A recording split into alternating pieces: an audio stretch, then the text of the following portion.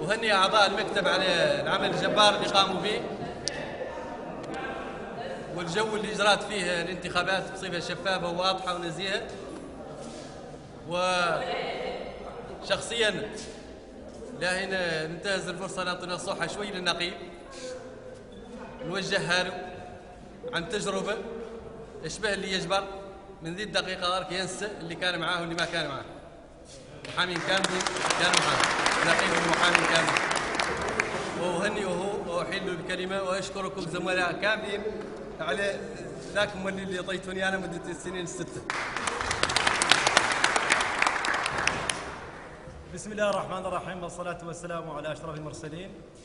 أولا أشكر السيد النقيب والمكتب على إشرافهم الدقيق والشفاف على هذه الانتخابات، اللي في الحقيقة يدل على اللي قالوا المحامين انهم قاعدين يشرفوا بانفسهم على انتخاباتهم، وانها ما قد يعود فيها مطعم من جهه بلا بمنتهى الشفافيه ومعادله قدام الجميع.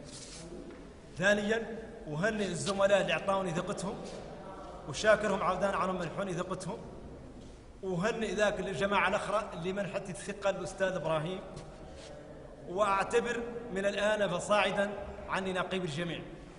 السجان اللي صوتوا والسجان اللي ما صوتوا بيجي اللي نعتبر على اللي قالوا الهيئه الوطنيه للمحامين عنها هيئه واحده متماسكه مجرد توفى الانتخابات نرجعوا كاملين في وضعيه واحده. انا نقيب الجميع، والمحامين اللي في الهيئه مسؤول عن وضعيتهم كاملها ومتابعتهم كاملها. واللي مهم عندي في ذي المرحله اني نضيف لبنه على اللبنات اللي فات وعدلت في ذي الهيئه.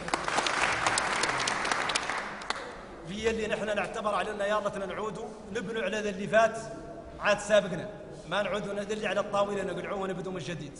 نعتبر عن النقيب احمد سالم وحبيني كانت فترته فتره جيده، فتره شهدت قدر من الانجازات المهمه للنقابه. لا ان شاء الله نواصلوا في ذاك الاتجاه وذاك القدين ان شاء الله ونزيدوا اللي لا ينعدلوه. مره اخرى انا شاكركم من اعماق قلبي وراجي من عند الله على اني ما نخيب ظنكم، وان نعود تحت الظن في ذاك اللي صوت لي وذاك اللي ما صوت لي ان شاء الله في اثناء المأموريه يقول عنه خاطئ كان في اتجاهي، وبالتالي على انه لا يعود معايا صف واحد. وشكرا والسلام عليكم ورحمه الله تعالى وبركاته. شكرا. انا بالحقيقه بدوري اشكر المكتب على العمل الجبار اللي قام به، واشكر النقيب الشيخ الهندي على انتخابه كنقيب الهيئه الوطنيه للمحامين. واعتبر ان المرحله اليوم مرحله اصلاح، علينا ان نعمل جميعا، وادعو السيد النقيب الى مباشره عمليه اصلاح جباره وجديره حتى نرفع بمهنتنا ونشارك مشاركه حقيقيه في اصلاح القضاء الذي نحن بحاجه اليه. السيد النقيب احمد سالم البحبيني طيله مأموريته قام بلبنات مهمه.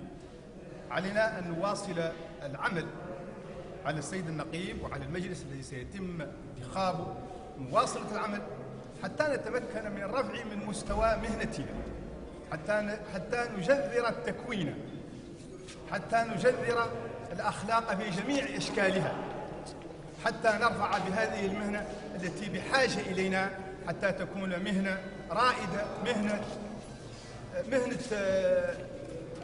مهنه نخبويه حقيقيه يليق بها ما يليق بها. وهذا ادعو السيد النقيب، وانا اثق بالعمل الذي سيقوم به، وعلينا جميعا ان نساعده من اجل ان ينجح في اصلاح هذه المهنه التي بحاجه الى الاصلاح.